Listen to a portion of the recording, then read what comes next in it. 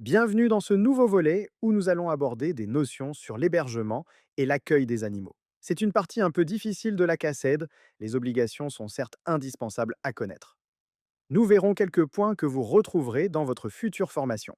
Rappelons que pour exercer les activités telles que la gestion d'une fourrière ou d'un refuge, la vente d'animaux domestiques, l'élevage, éducation et dressage, transit, garde ou présentation d'animaux domestiques au public, il est obligatoire de détenir une certification professionnelle en lien avec au moins l'une des espèces concernées.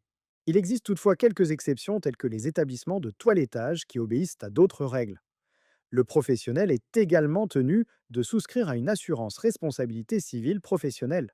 Elle le protégera notamment des dégâts provoqués par les animaux sous sa garde. La non-déclaration d'une activité professionnelle liée aux animaux ou l'absence de certification expose le contrevenant à des sanctions.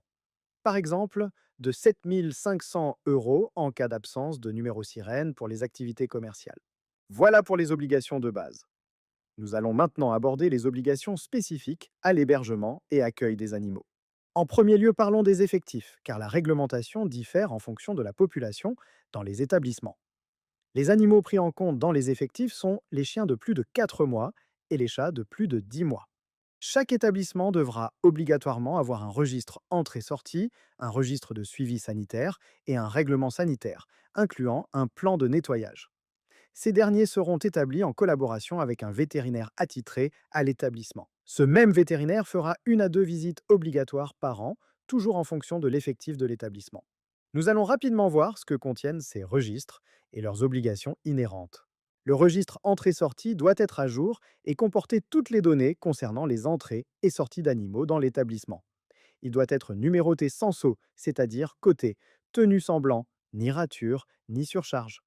Sa durée de conservation minimale obligatoire dans les locaux doit être de 5 ans après la sortie d'un animal. Voici les informations que ce registre doit contenir.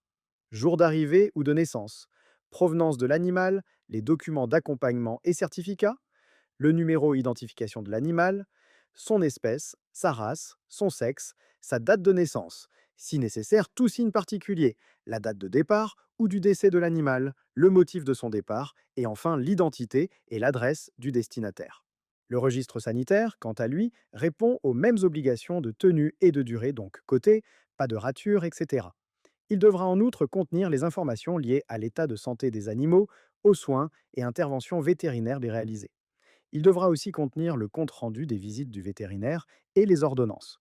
Enfin, il fera mention des propositions de modification du règlement sanitaire. Nous en venons donc au règlement sanitaire. Comme précisé précédemment, il est obligatoire et construit en collaboration avec le vétérinaire sanitaire.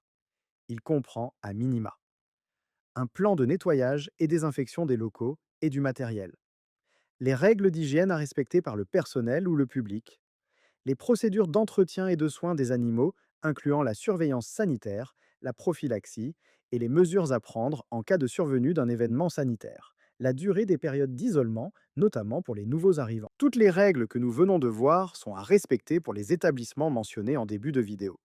D'autres points réglementaires les sont à appliquer. Globalement, celles-ci concernent la séparation et l'adaptation des locaux en fonction du sujet, tels que l'animal en gestation, la nurserie, les locaux de mise en quarantaine, etc. L'essentiel à retenir sur ce volet est la possession d'un justificatif de connaissances et de compétences liées à l'activité, l'inscription au répertoire sirène, la conformité dans le règlement sanitaire et les registres obligatoires. Nous verrons dans la prochaine vidéo la spécification des effectifs et quelques réglementations liées à l'environnement. La vidéo étant déjà bien remplie, il est inutile de faire surchauffer le cerveau. N'oubliez pas de jeter un regard sur la description, vous trouverez un lien ou deux pour vous aider à en savoir plus. J'espère que cette vidéo vous a plu. Laissez-nous un petit pouce pour le travail ou un commentaire. Abonnez-vous, c'est agréable pour nous d'agrandir la communauté et cela nous encourage. À très bientôt pour un nouveau volet de la cassette sur Zanimo Show.